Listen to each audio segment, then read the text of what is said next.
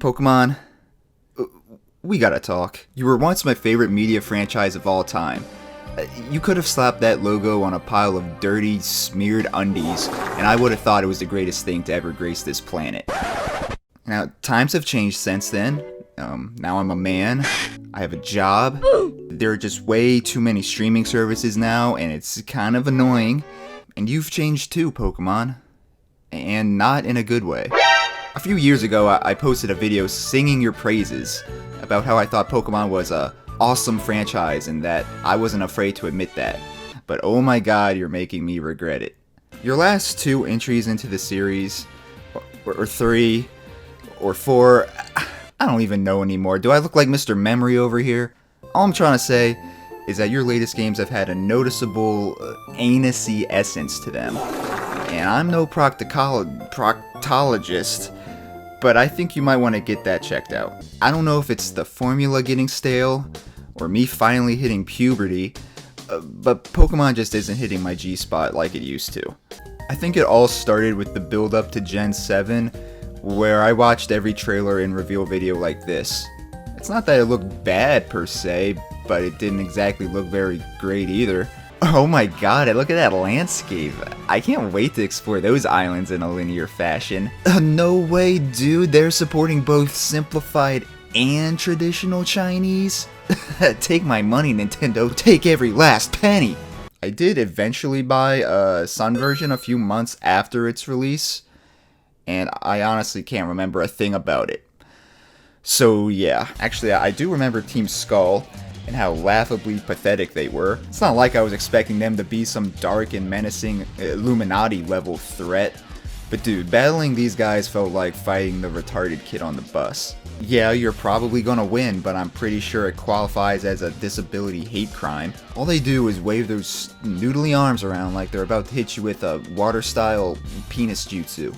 I mean, it's kind of funny to look at for a minute, but after the 17th, 18th, and 92nd time, it just looks really dumb. My biggest gripe with these games is the lack of innovation in areas where it mattered. To Game Freak's credit, they definitely tried some new things to breathe life into the aging Pokemon formula. Keyword tried. Maybe the most notable is the removal of gyms, and the replacement with island trials, where you get told to do some island-themed task like collect berries or attend a luau. I don't know, dude, like I said, I'm not Mr. Memory. And then in the end, you get to fight an obese Pokemon, thus concluding your island challenge. Does that sound more fun than a gym and going toe-to-toe with a skilled veteran trainer? Because I can assure you that it isn't. They also added Z-moves as the brand new never-to-be-returning gimmick.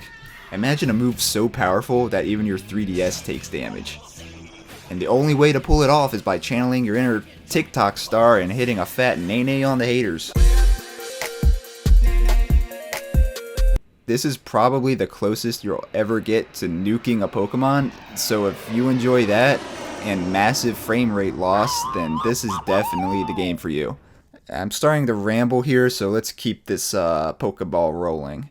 Sword and Shield are the most recent entries into the Pokemon series, and for many they're the most disappointing. And for me, they're the first games I've decided to skip altogether. The trimmed down Pokedex, the lazy animations, the fact that it looks like it was ported from the GameCube, and yes, the brand new never-to-be-returning gimmick, Gigantamax, are all contributors to the mixed reception surrounding these titles. But I don't think fixing those issues alone would result in the fantastic next-gen experience fans have been wanting. At its heart, Pokemon Sword and Shield is the same as Red and Blue. Yeah, we have fully 3D graphics now and like 10 bajillion different Pokemon to choose from, but the basic journey is still the same. Choose a starter, build a team, challenge trainers, you end up become the master, you know the drill. So why do I suddenly feel so disinterested? I still enjoy playing the older entries, so what exactly happened? Now I think I've pinned it down, and it really comes down to 3 categories: design, difficulty, and adventure. So let's cut the mushy stuff and just jump into it. This is absolutely a subjective argument, but I think it still needs to be said. Maybe you have no problem with the way Pokemon look now, Maybe they make you want to barf. Maybe you made a video a few years ago explaining why you didn't think it was a big deal, but have since changed your mind. It happens, but I think what we can all agree on is that the overall artistic style of Pokemon has changed since Generation 1. Those watercolors just hit different. Let's pour one out for the watercolors. Part of what made Pokemon a huge sensation in the 90s was the wide variety of creatures that could appeal to almost anyone. Hey little boy, you like cool stuff? Yeah, I bet you do with those frosted tips and cargo shorts. Well, check out this awesome turtle with guns. His name's Blastoise. Hello, princess. I didn't forget about you. I know you like the color pink and cute things, so I got you this cute little pink thing. I love you. The mass appeal of Pokemon is largely thanks to the balance of designs, like cool versus cute, strong versus weak, big versus small, and most importantly, natural versus supernatural. In my opinion, the first 3 generations of Pokemon nailed the balance of natural and supernatural design. They had a fantastical yet feral vibe to them. Like, yeah, I'd like to catch that, but it's a wild beast and I'm afraid it might actually kill me. Even though these creatures were strange and like nothing we'd ever seen before, the world of Pokemon still felt in many ways relatable. You could imagine seeing these Pokemon in your own backyard, or in a land far away, like Massachusetts. Except for Mr. Mime. I have no idea where he lives. Maybe he lives at your mom's house. Unfortunately, Pokemon seems to have abandoned this philosophy. Now we get Pokemon with emo haircuts and comically large heads. Dude looks like he got halfway through an airhead and stopped before his noggin could get completely detached. A lot of new Pokemon just no longer feel like believable creatures. I can imagine a flock of Pidgeys fly overhead as I take a walk down the street. I can imagine a Krabby scuttle across the beach as the tide comes in. I cannot imagine an Eternatus existing anywhere besides an origami book. And it's not just the overly complicated designs that are the issue. There's also the abundance of bipedal humanoids, the baked-in personalities, aka the emos, the comically large heads, the downright confusing Pokemon, aka WTF am I looking at right now? The balance is all off. Specifically, too much cute, not enough cool, and too much supernatural, not enough natural. Again, in my opinion, this tipping of the scale has alienated a lot of returning fans, and is why you hear the phrase, "Wait, is that a real Pokemon?" so often.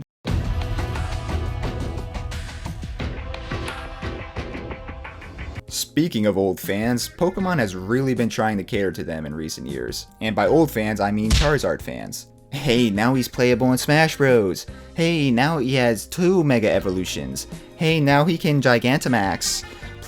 Please buy the game, please. It almost feels like the Pokemon Company is torn on who their target audience should be. On the one hand, they keep making the games easier to the point where a literal fetus could play it, but then on the other hand, they want the OG Gen 1 crew back by making yet another remake of Gen 1. I don't think it's rocket science to figure out a way to make a game that everyone can enjoy without sacrificing difficulty. Pokemon has always been most popular with children, so why have they all of a sudden decided kids are too stupid to figure it out? Now they need their little hands held, because God forbid they lose to a gym leader a few times before realizing, oh yeah, maybe my fire type isn't good against water Pokemon. Yes, kids are stupid, and I would know because I was one. On my first playthrough of Ruby, I thought my Grovyle was taking too long to evolve, so I restarted the game with a Mudkip. Little did I know, Marshtomp and Grovyle evolve at the exact same levels, so it made no difference. And the worst part is, I had the guidebook.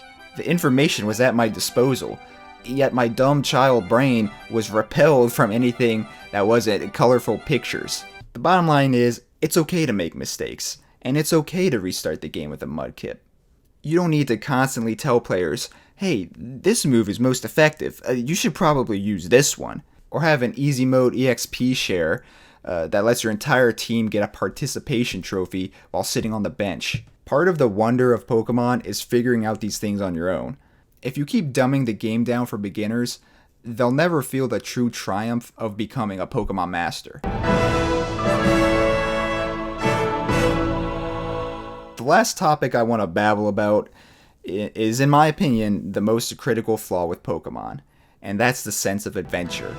Or rather, the lack thereof. If you're even slightly knowledgeable about Pokemon, then you know that every main game in the series has followed the same basic adventure outline. You're a new trainer who just moved to town with your mommy, and you'd rather roam the untamed wilds of this unfamiliar place than spend another minute with that Mr. Mind-Bone and Beefstick, so you run off to go on an epic journey and catch all sorts of dope mons.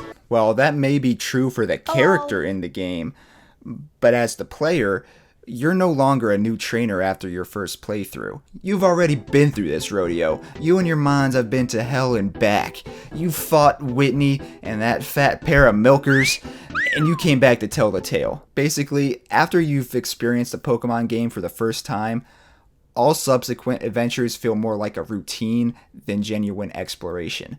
I think this is why we hold our first introduction to the series in such high regard. I consider Gen 3 to have my favorite games, and I admit that this is largely due to that bias. It's not just your run-of-the-mill nostalgia glasses we're talking about, but a mighty nostalgia cloak that provides warmth and comfort, and this is a terrible analogy, but I'm keeping it in the script anyway. Remember how huge Pokemon Go was in 2016? It only had the original Pokemon, yet the hype was like the second coming of 1998, but with less frosted tips. We've already seen enough Rattatas and Zubats to last a lifetime, yet people were getting trampled in the streets trying to catch one. This surge in Pokemon Go popularity was all because it reignited that flame of adventure. It was like experiencing Pokemon for the first time again. Instead of doing donuts around Viridian Forest looking for a Pikachu, that Pikachu can now appear at any time and any place. Someone at Game Freak, or the Pokemon Company, or Wendy's, I don't even care. But they need to be taking notes on just how crucial these dynamic encounters are to the series. If Pokemon ever forays into the open world genre, a la Breath of the Wild, then it is an absolute must-have feature. Yeah, I hear what you're saying. Did you see the trailer for Pokemon Legends Arceus? That game looks swag, and has exactly what you're talking about. I guess that game does look good. If it were coming out on the DS. You guys know I like to be honest with you, right? I don't want to steer you wrong. So I'm just going to say it how it is. The graphics look bad. The animations look stiff and quite clearly missing frames. The world just looks dull and empty. And right now, I have no faith that this will be nearly as good as everyone expects it to be. I know it's still in development, so the trailer isn't indicative of the final release, but the whole point of a trailer is to give you a first impression, and mine isn't very good. The world looks so lifeless. The Pokemon world should be teeming with nature and environments suited for creatures to call home, not just an endless sea of grass and about 10 trees in the distance. How is it that the highest grossing media franchise of all time can't make a game that actually looks good and plays well? Where is all that money going? Did they just do a combat roll? They just did a combat roll. Okay, maybe this game's gonna be pretty good.